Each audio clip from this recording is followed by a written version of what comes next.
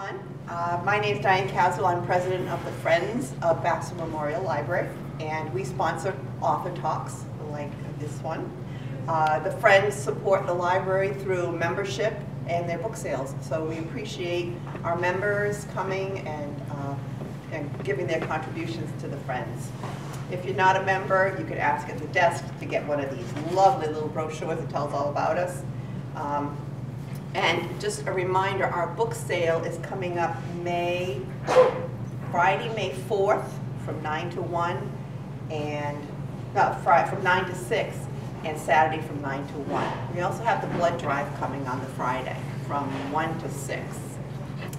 So tonight's guest author is Kate Flora, and she developed her fascination with people's criminal tendencies as a lawyer in the Maine Attorney General's office.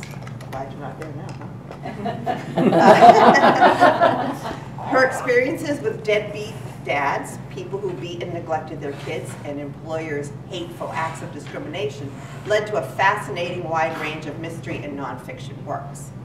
Among them are the award-winning Thea Kozak mysteries, the gritty Joe Burgess police procedurals, a suspense thriller written under the name Catherine Clark, and a true crime novel, Finding Amy, co-written with Joseph Laughlin, a former Portland deputy police chief.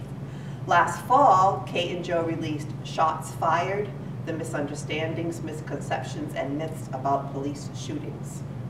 Kate works at her desk on the coast of Maine and teaches at Boston's Grub Street, one of the nation's leading creative writing centers.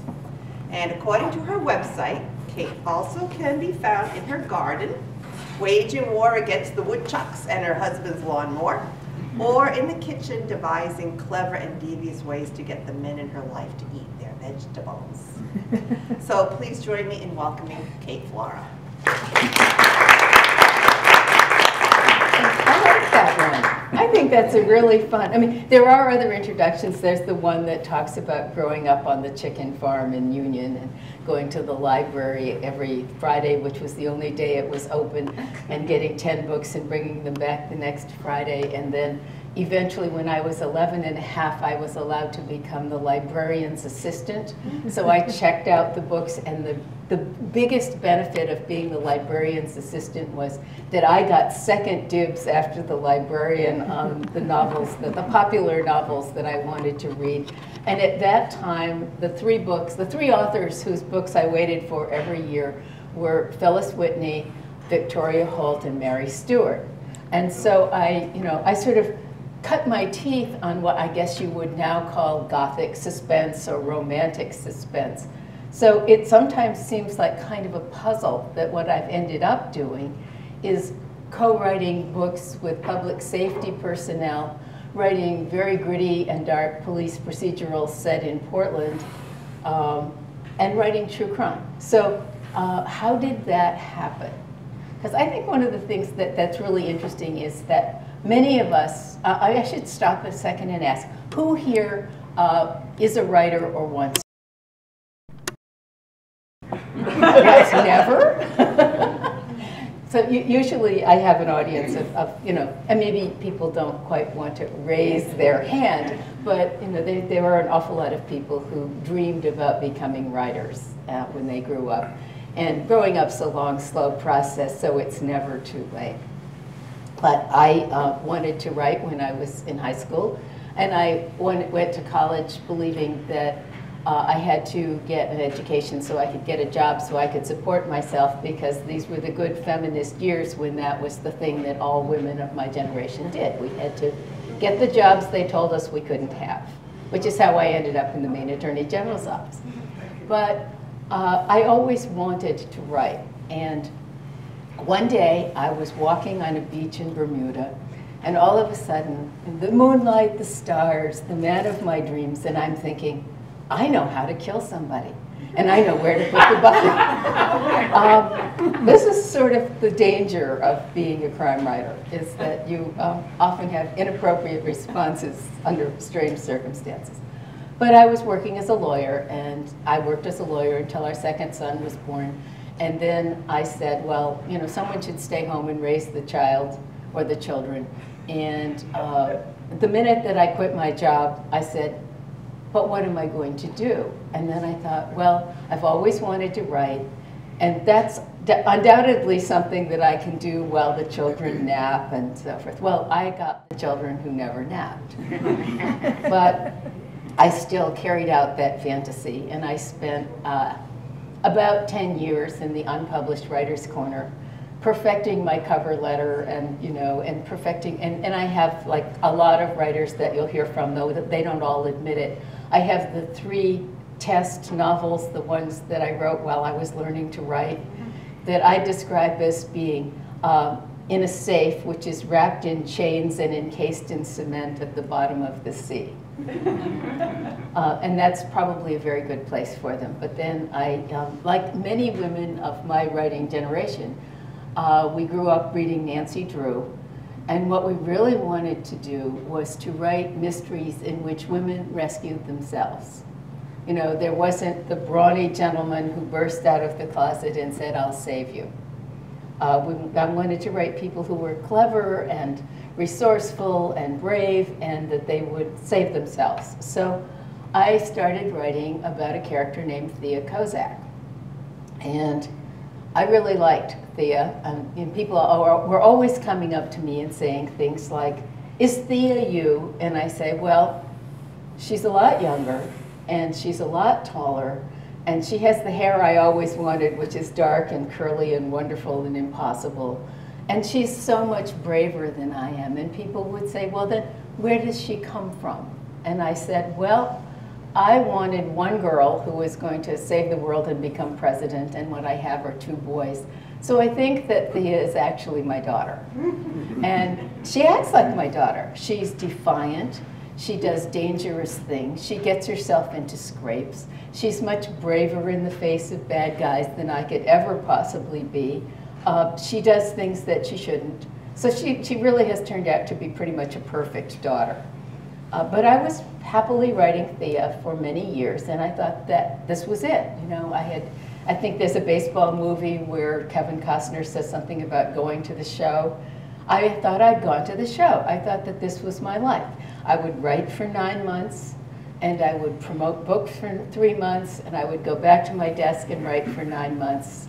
And then the publisher in New York decided they didn't want another Thea Kozak mystery. And I thought, what am I going to do? I can go back to practicing law, but now I'm really hooked on this head full of imaginary people and how interesting it is to see how they behave when they're trying to get out and you don't let them. And then I thought, well, for the last umpteen years, I've been spending a lot of time going to police departments and saying to police officers, tell me about, show me this, tell me that, tell me how a bulletproof vest works, show me this. And so I thought, well, this could be interesting. The way that writers grow as writers very often is to take on a challenge that seems impossible, to try to do something that you just don't know how to do. And so I decided I would write a trio of middle-aged cops, male cops. And so I went to Portland, and I got a tour of the department, and I had a friend who was sort of like my pen pal who answered questions for me. And then he introduced me to Joe Laughlin, who was then head of the criminal investigation division. He was a lieutenant in charge. And Joe became my go-to guy. So we began to have these bizarre conversations in which I would call up, and he'd say, what do you want? And I'd say, I want to learn how to cook methamphetamine. This is not something I ever thought I was going to be doing, but so then he sets me up with a DEA guy, and he sits down and he says, well, which method do you want to learn? And I, of course, didn't have any idea that that there were different methods but so I decided that I would write my cops, and I was deeply immersed in, how to shoot a handgun and how to put on a bulletproof vest and how to do an interrogation and then how to do an interview and what the difference was. And then in 2001, of course, Amy St. Laurent was murdered, and it was a joint Portland Police and Maine State Police investigation, and Joe was in charge of the Portland piece, and he kept saying to me, things are happening in this investigation which have never happened before. The way that the state police and the Portland police are getting along, the way that they are so attached to their victim, the way that they are so determined to get justice for her. It's unusual, and I'd like to write about it. And he'd always wanted to write a book. So I said, because I'm a writing teacher, take notes, you know, when something significant happens, you're going to be tired, just go home, write a page, write a paragraph, write something, put it in a notebook, and when things quiet down, you know, you can write your book. And after a year of listening to him say, someday I want to write about this, someday I want to write about this, someday I want to write about this, I finally called him up and I said, you're never going to write this book. But now I believe that Amy's story is important, and why don't we write the book together? Which, you know, writers are very solitary. The idea of collaborating was pretty radical, and it took a lot of courage for me to suggest that I would collaborate on a true crime when I had no idea how to write a true crime or how to collaborate. But I offered, and Joe said no. So, you know, I was free. I didn't have to do that. I went back to writing fiction, except that I now believed in the story. And so I said, well, he says, how can I do that? I have a 60-hour-a-week job. I said, well, here's what we'll do. You have the notebook full of notes that I told you to take. And I will take those, and I will write the matrix. I will write the book. And those will be, you know, the sort of the powerful incidents that will write the book around. And then he said maybe, and finally he said yes. And so I think what I do is I go to my desk and I write fiction. And suddenly I'm sitting in the breathalyzer room at the Portland Police Department reading through, you know, like 8 boxes full of files of interviews and reports and things, trying to get the story, and then going and sitting places and talking to other people. And the result was this book, which came out, I think, in 2005, called Finding Amy, which became a really fascinating process, because the way that we wrote the book was, I wrote it as though I was looking over the police officer's shoulder as they went through the investigation. And that's kind of an unusual way to write a true crime. They're usually written from, you know, a more, you know, lofty, looking down on all the pieces moving on the chessboard. But it turned out to be a really interesting experience. And when it was done, and it took us years because of his timing and because we had to wait for a final verdict and so forth. When I was done, I said, never again.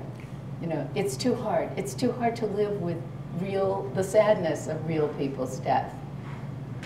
And so I went back to writing my Joe Burgess police procedurals, and I was very happy.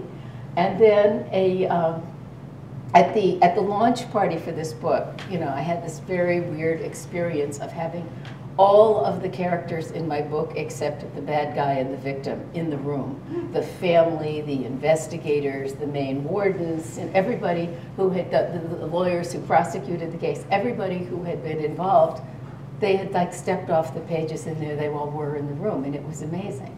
And the main game warden lieutenant, who had taught me about how they did the search that finally found the body and all that, sort of grinned at me halfway through the evening and said, well, Kate, when you're ready, I've got another one for you.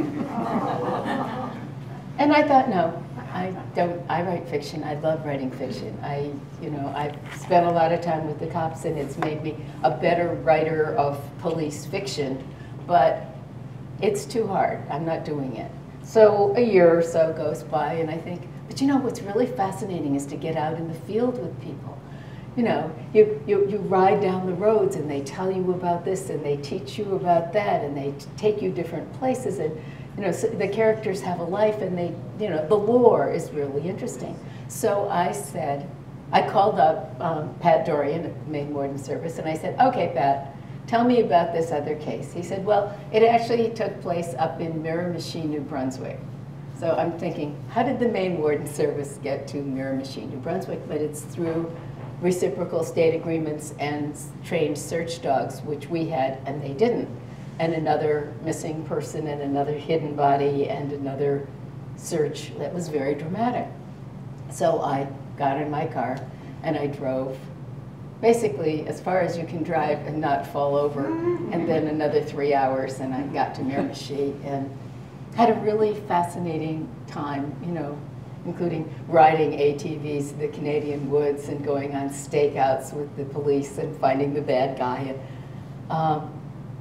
And that book took 5 years because right in the middle of all of the research, the book is called Death Dealer, and Death Dealer was the translation of the Russian tattoo that the killer had at the base of his throat, which translated Death Dealer.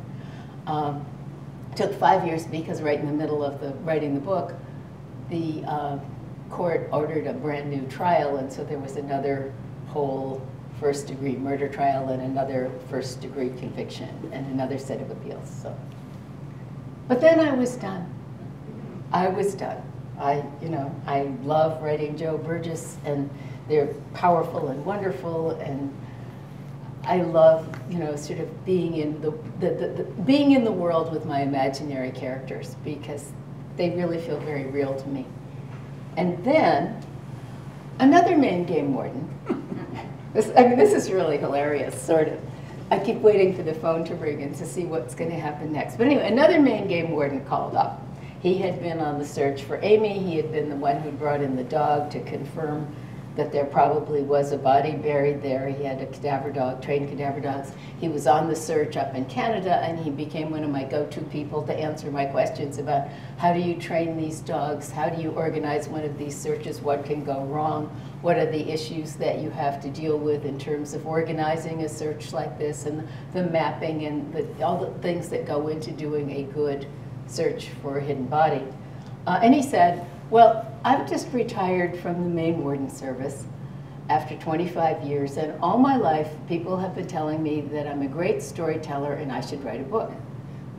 But, he says, I have no idea how to write a book. Can we talk?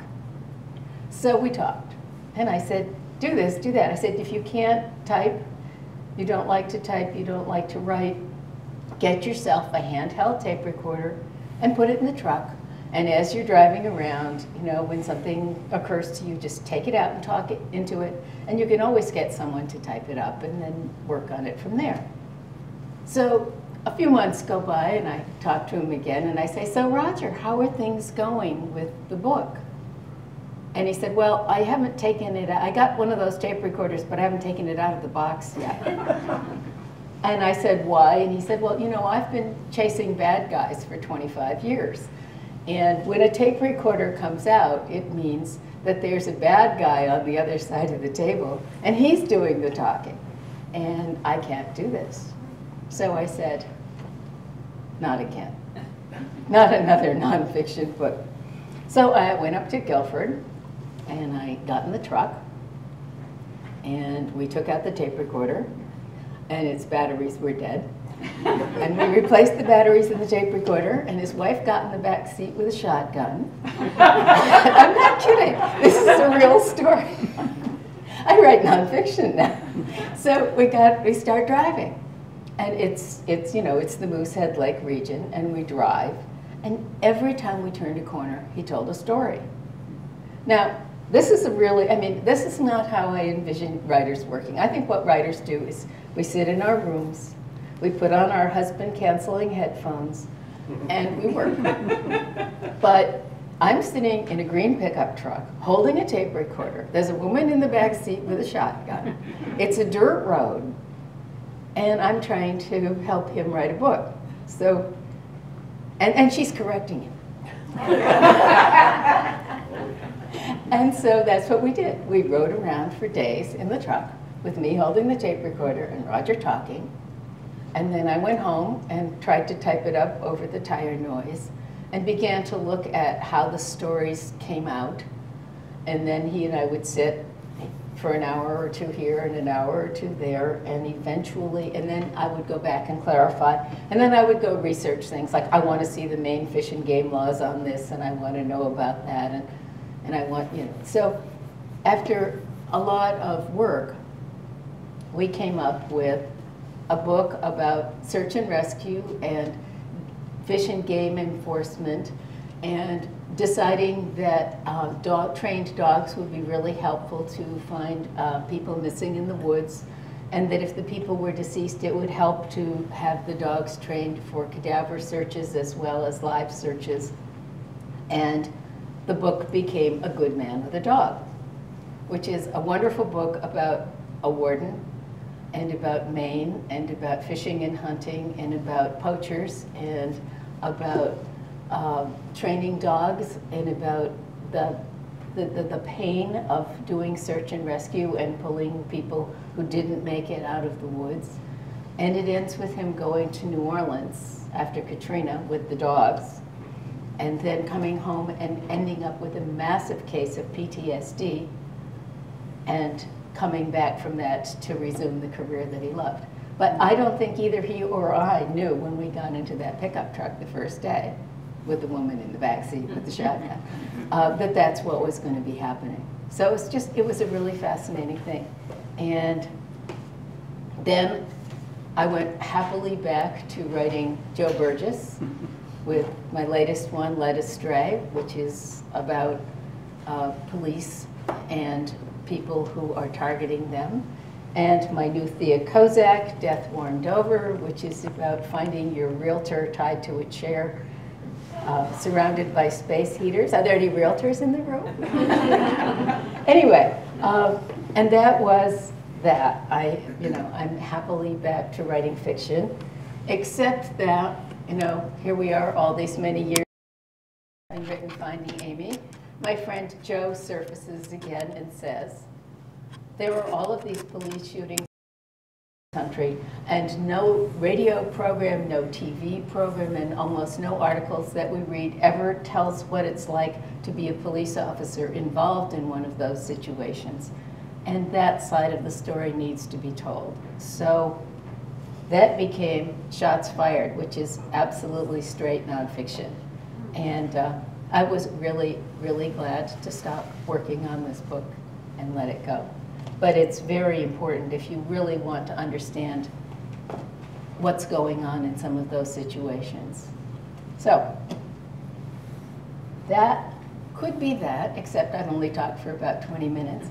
But one of the things that's really fun, and maybe you've gone to so many author talks that it's no longer fun for you, but I think one of the things that's really fun for readers is to ask authors the things they've always wondered about. So I can now sort of turn it over to you and see if anybody has a question. And if not, I can get really mean. I teach writing and to point and say, you must have a question. But who has a question? Okay, good. Why did the woman have a shotgun in the back seat? It's a very good question. It was it's a much better story if I just say she had a shotgun.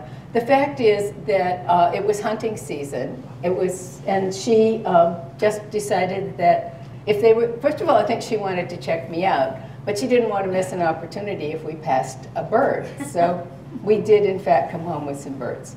Oh my God. Yeah, I mean, listen, if you're a quiet, timid sort of a person, and you suddenly find yourself in these situations, it's a big surprise. I mean, I did not imagine when I set out to be a fiction writer who, as I say, stayed at her desk and made it up, that I would be riding around in the truck with the shotgun. But I didn't imagine a lot of the things. I didn't imagine how demanding mystery readers really are.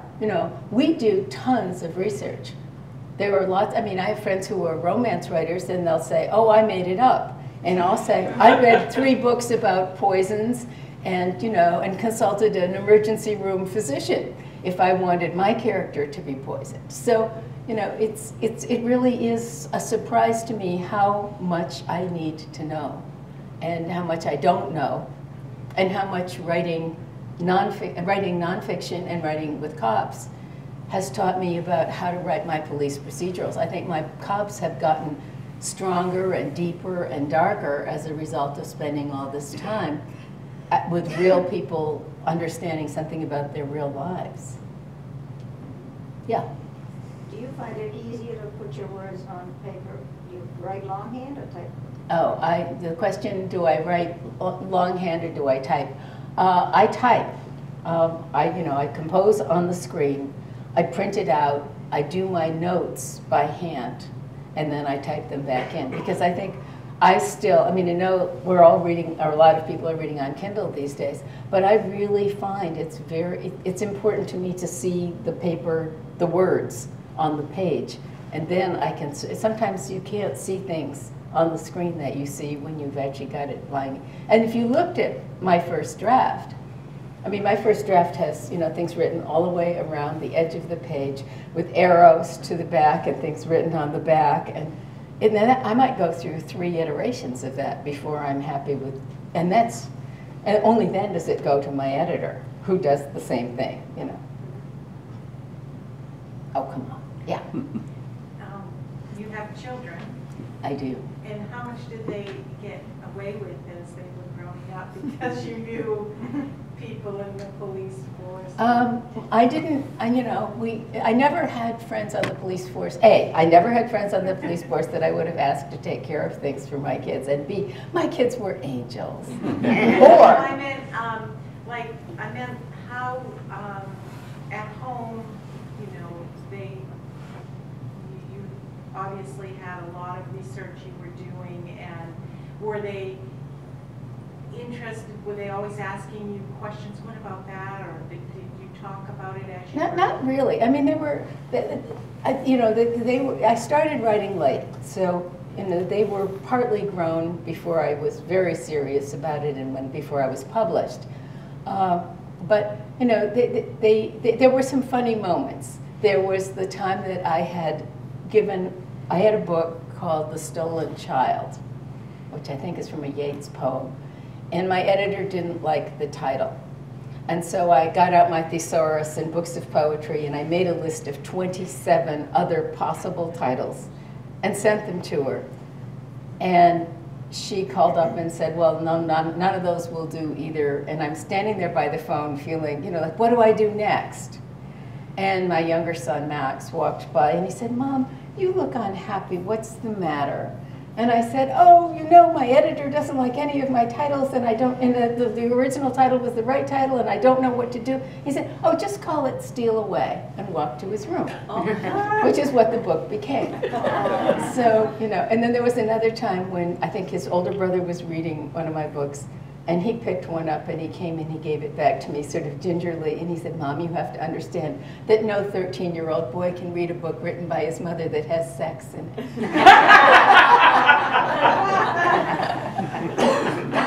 So, sometimes they know stuff. They're very useful people, and they were always really great for being computer technicians.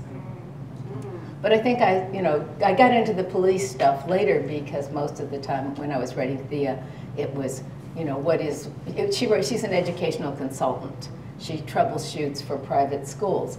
And so in her world, what I'm really doing is I gave her my next door neighbor's job, and I would call my next door neighbor when I needed to know what was happening in the book, and Margaret and I would go to lunch. Now Margaret talks very fast and she's kind of wired, so Margaret and I would order lunch and she would start to talk, and I would frantically take notes for about 45 minutes, and then we would have our lunches wrapped and we would go home. But one time I actually, sometimes being a lawyer has been really handy. I once asked one of my law school classmates to be a lawyer for one of my characters, because I needed to know how to protect her in a certain situation. When I was working on Finding Amy, I was fortunate enough to have been in the Attorney General's office, so I could go talk to the lawyers who prosecuted the case about how they structured the trial and how they picked which witnesses, and to go over the trial transcript with them and ask all my questions. One of the things that has probably surprised me the most, because I am the timid soul who lives in her head, in her house, is how extraordinarily generous people have been when I have questions. I didn't know that you could go and ask people all these strange things, and yet I'm always, I can understand, asking about how to cook methamphetamine because I came through a cop.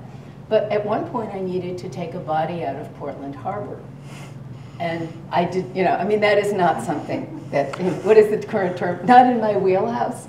So I didn't know, but I asked Joe, and Joe said to talk to so-and-so who's a diver, And I called this guy up and I said, Joe Laughlin sent me, and he said, what do you want to know? And 45 minutes later, I had my scene with a lot of details that I would never have known on my own. And I think that those kinds of details, taking the time to do the research, to get the answers, to go and talk to people and get them to make me better informed, really helps me to write a book that's going to feel much more authentic, because I did spend the time riding around in police cars late at night, or going and talking to teachers, talking to a school psychologist if I want to know what a troubled teenager would present as, those kinds of things. And so I love being by myself. My standard joke is that if I weren't married, I could die at home and no one would notice for a very long time. But one of the things that I like to do is take a field trip. So if I'm writing, I will keep this list of questions that need to be answered. And then the day will come when I say, I can't stand this, I can't sit here any longer, and I'll go larking about getting questions answered. And that, that's really fascinating. I mean, it may involve going on a training with the warden service with their dogs, search and rescue dogs, and then the cadaver training, which meant wandering through the tick-filled fields. It meant going into the woods and hiding and then being found by the dogs. And then at the end of the day, I pulled 36 ticks off me. But, research is worth it. You want it to be authentic. Yeah. Well, I find it quite interesting that people are so open to writers. I know I saw Paul Dorian one time and asked him how he was so authentic, and he said, well, I go with the game wardens, da da da. Yeah. Why is that? I mean, you talk DEA, police, state police, game wardens. I don't see these people as being open. They're not normally open, but what I've learned, and I think it's a truth about this, about the world in general, is that, your family already knows what you do. Your colleagues already know what you do. And then someone comes along and says, could you ask some questions for me? Answer some questions for me. And you're very, very interested, in what they do. So when I am asking someone something, first of all, I will have done a lot of research first, so I'll know what I want to ask. And second of all, one of Joe's best pieces of advice when I was doing my first ride-along is, they don't want you there, you're really unpleasant, so just shut up. And then, but because eventually, people open up because you're interested, and I have to prove that I'm trustworthy. I have to be somebody that they're willing to talk to, and police are very resistant. They're very much, because they think everybody's out to get them. And so I have to demonstrate that I'm not. And that can take some time. And you can sort of watch. And actually, one of my standard jokes is that I can tell when I've moved from civilian to maybe someone that they're willing to talk to when they stop watching their language. I'm sorry, police officers, I didn't mean it. But really, we're interested. No one's going to be more interested in, and if you're interested, people will tell you things. And then my last question whenever I do an interview is, what didn't I ask you that I should have? And that usually starts the whole thing all over again. Because I don't necessarily know what I'm supposed to know. But I have gotten the compliment from police officers that some of them say they think I understand their world better than a lot of police officers do.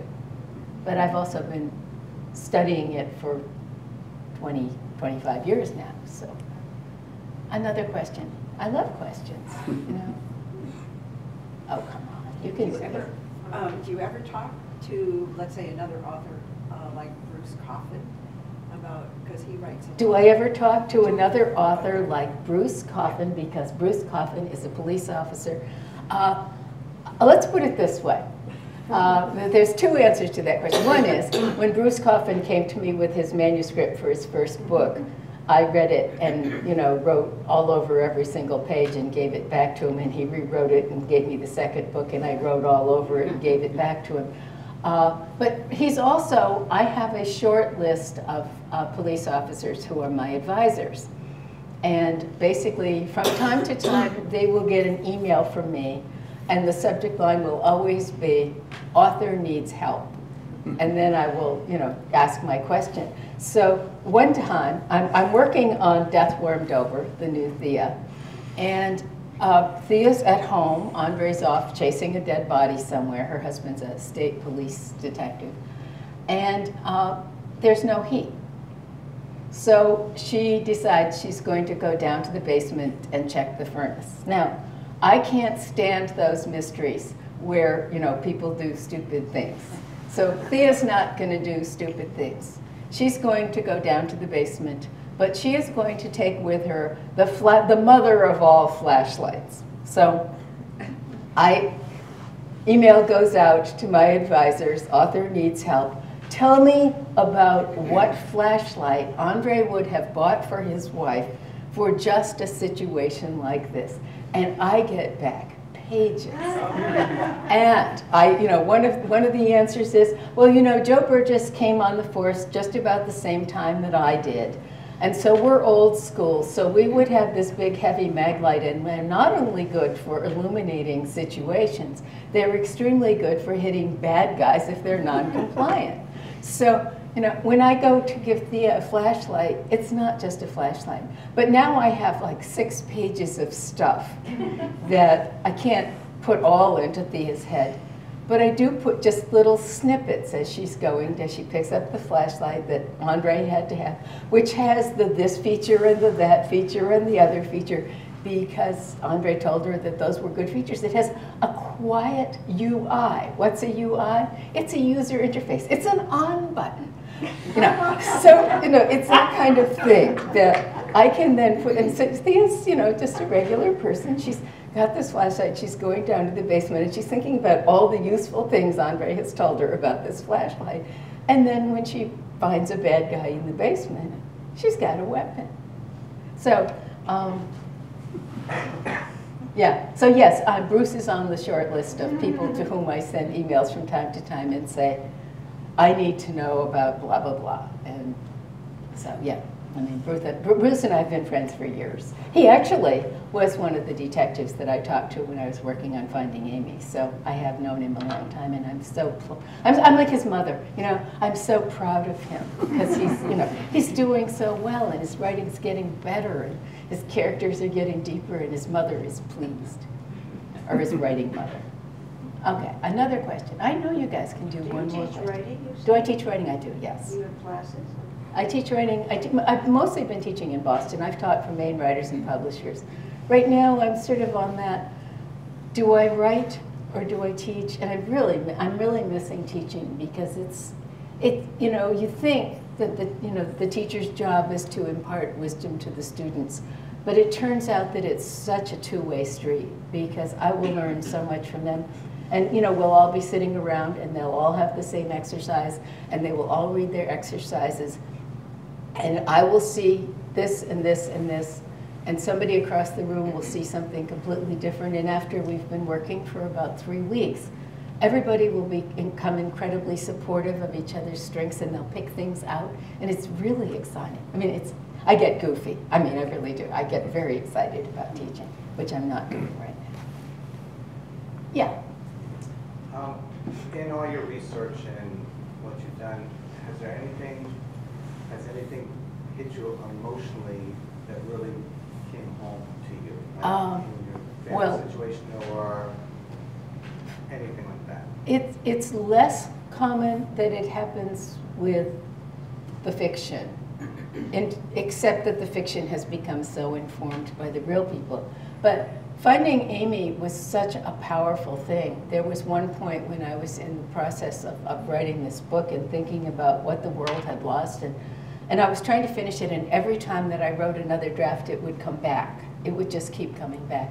And the editor had this thing to fuss about and that thing to fuss about. And I called Joe up one day and I said, I can't stand it. I can't get Amy off my desk. And I said, I think, and this is going to sound crazy, I think she's afraid that if I finish the book, I'll stop thinking about her. And he said, well, of course that's what's going on. He's a cop. I didn't expect this response from him. But, you can't work on these things and not get attached. A Good Man with a Dog, you know, it's just Roger talking, and he's such an extraordinarily compassionate man. That's why it's a good man. He's a good man. And when he talks about the pain that people go through and the situations, you know, it's like I'm there. And of course I used to do human services work, so, you know, I really care about kids, and there would be a lost kid. Strangely enough, shots fired, where, you know, I was going there, like 18 interviews in here with police officers who've been through shootings, and editing those and reading those and seeing how they felt, and, you know, what the aftermath was, which sometimes goes on for years. Those interviews are so powerful that, you know, you can't, I don't think that I can write about real murders without feeling it. And I don't think that I can write strong, compelling characters in my fiction without at least feeling enough so that when you read the book, you will feel it too. And that's really one of my goals is, you know, when I just got an email this past week from a guy, he's in his 80s, he's in Florida, he's reading the Joe Burgesses, and he sends me this email and he says, I'm reading blah, blah, blah. And then he says, oh my gosh, he said, I can't believe how you're making me feel. And then there's a third email that comes a few days later which says, I just finished the book and you had this crusty old Navy guy in tears. Now, you know, I live for that. I mean, that's an amazing experience to have somebody read the book, feel that strongly, to feel what I wanted to happen in that book, to have it happen. So, yeah, one does not do these things and emerge unscathed. You had a question. What demands are put on you by your publisher after you publish a book? Well, you know, that's a really interesting question. What demands are put on me by my publisher? As the year, you know, I've been doing this for 25 years. So as the years have gone by, what has happened is that the publishers do less and less, and more falls on the author. So, you know, it used to be that the publisher would, you know, distribute and get you reviews, and sometimes they still do that, but sometimes they don't do very much. And it really becomes my job to, you know, to print the materials and to make the bookmarks and the postcards and to, you know, and to do this, you know, because the publisher doesn't set this up. The library very generously invited me. But, you know, mostly it falls on us to sell the books, which seems very strange considering that they've gone to all the trouble of publishing them. But unless you're a big author, then, you know, you don't necessarily get that much. Which is kind of sad. But on the other hand, I always say that, you know, being the author who's always in her room, it's sort of like the manic experience to be allowed out. I say, they let me come out and they ask me to talk and I start talking and then I can't stop because I don't talk much the rest of the time. Do you choose your editors? No, they choose me. They choose you, but they must have to have some background in the type of books that you write. Well, you know, these are all different publishers. So, you know, Finding Amy was the University Press of New England. It's the first book that I ever wrote that had footnotes. And, you know, so it's different with almost every book. And unless it's a series, and then you'll have the same publisher over and over. And if you're lucky, you'll have the same editor so that you and she will begin to develop a nice dialogue. My favorite editor died, and that really is sad because she was the one who, you know, just kept pushing me to make it better, and she made me so much better writer just by not, you know, letting go. You know, this character is too flat, you know, and she would just push. So, but that's, you know, that kind of give and take is really great. Oh, I know. There's one more question out here. I know there is. Do you have a fan base in any part of the country? Are you strongest in New England or? I don't really know. You know, I mean, it's funny. I mean, I have friends who, you know, they keep lists and they send out postcards and they do all this. I'm much more of a kind of a let's see what happens. I mean, I know that, you know, I sell thousands and thousands of copies of the books, but, and of course it's going to be a different fan base in some ways for true crime. It's going to be a different fan base in some ways for, you know, Thea's a strong woman, and strong women mysteries tend to be a female reader base. Police procedurals tend to be, you know, a lot more guys will read them. But there is also the problem with all of that, that a lot of men won't read books written by women. It's gotten better, but it's still not great. So I always thought I should have done the Joe Burgesses with my initials. But then, you know, people read them and then they're very happy. And guys read Thea, because I once had a guy come up to me at a reading and he said, my wife has given me permission to date Thea. Go for it, you know. That's a great imagination. Yeah. You were talking about the amount of books published. Do you have an idea of your e-books versus tech published books? I mean, I think that I do very well with e-books. I like a physical book, but I do very well with e-books because publishers are, you know, careless. Like the publisher who dropped the Thea series, and then another publisher picked it up. But that meant that there were 6 books in the series that didn't have a, you know, that didn't have a backlist. And with e-books, I can now have a backlist. I can have all of my books available all the time, which is what we all want as readers. Because when you find an author that you like, you want to be able to keep reading the books. You don't want to have to, and you know, you can go to the library, but they may have books 1, 3, and 4, but 2 got lost, or you know, they didn't buy the 5th one or whatever. So it's much better from my point of view to have ebooks available, but it's much better for my good old-fashioned book-loving soul to be able to go home, take all my books, all 18 of them, off the shelf, and stack them up, and take their picture and smile at them, and then rearrange them. I mean, it's just, it's silly, but it's lovely. Do you get compensated differently for an ebook versus Yeah, I actually make more money on an ebook, depending on how it's priced. Because, you know, I mean, I work for 5 years, and a book comes out, and a hardcover book like this, it's hard to get people to buy a hardcover book. You know, people are resistant. So, and maybe I make $1.50 on this book after all that work, which I then have to share with Roger because it's his book.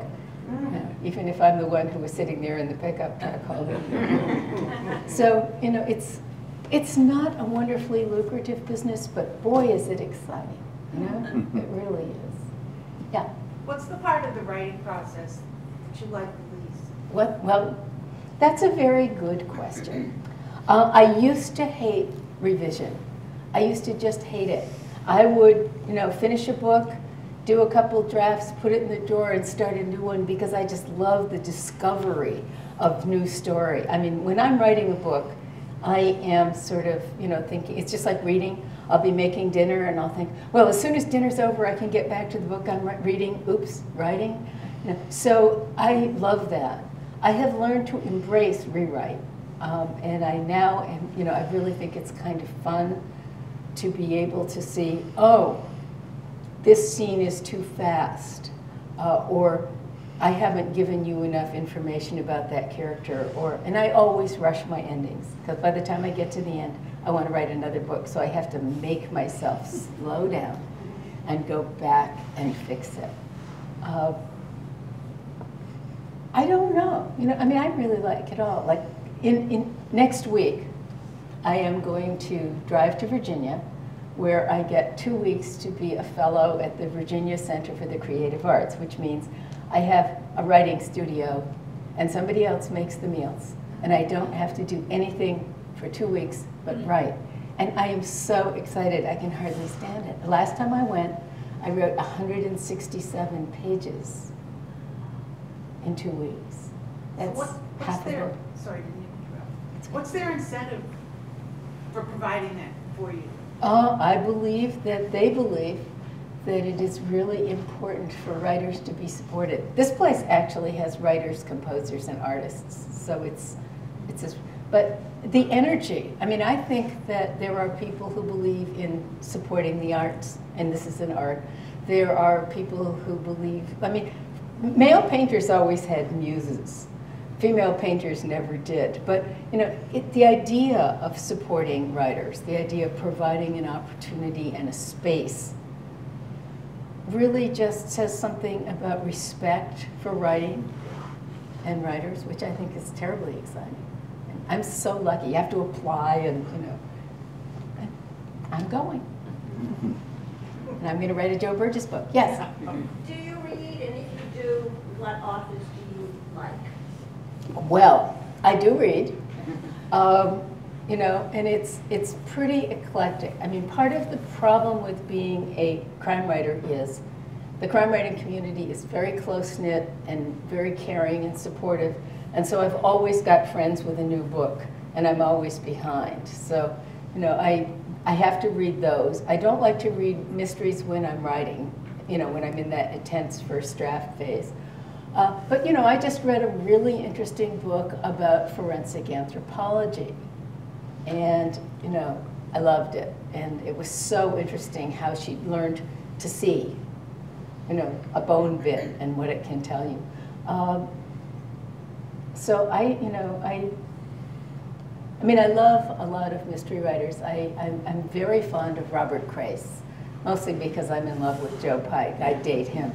And I really like S.J. Roseanne, who did something so interesting in her series because she did the every other book. She has a male-female investigative duo, and every other book gives one of them the main role and the other the subsidiary role. So there'll be a Lydia Chin, and then there'll be a Bill Smith, and then there'll be a Lydia Chin. So that's, I mean, I like things that are a little different and a little interesting. I like Bruce Coffin, of course. So, you know, but you know, and I read mainstream fiction. You know, I just read, well, we all read All the Light You Cannot See, or A Gentleman in Moscow, or, you know, those kinds of things. And it just, you know, and I'm reading Joyce Carol Oates' critiques, you know, book reviews right now, which is just really interesting because she has so much history that she puts into the author's background before you even get to the book she's reviewing. So, you know, it's very random. If you didn't write crime, Yes. what down deep would you try? Golly gee. Well, since what I actually write is crime fiction, you know, strong women fiction, police procedurals, memoir, straight nonfiction, and true crime, and short stories, I guess the next thing would be poetry, except I'm completely in awe of poets and terrified of the idea of having to be that concise. But I think that would be, actually, I'm going to write a screenplay. I'm going to write a screenplay. My son is a film editor in Hollywood, and I have been trying to write a screenplay. And I got you know, I took the Robert McKee course, and I read Save the Cat, and I have like a whole book shelf of screenwriting books, and I'm going to write a screenplay, but I don't understand it. You know, I probably should take a course so that it's just so very different because it's all visual, and I'm so verbal that it will be, but I think I said earlier, the way that a writer grows is by challenging herself to do the things she doesn't know how to do. So I guess that's where I'm going to go. And I've probably now utterly worn you out. But I do appreciate your coming out tonight and listening to me. And I have books, and it would be so nice if you would go home with a few so I don't have to put them all back in the garage. And thank you so much.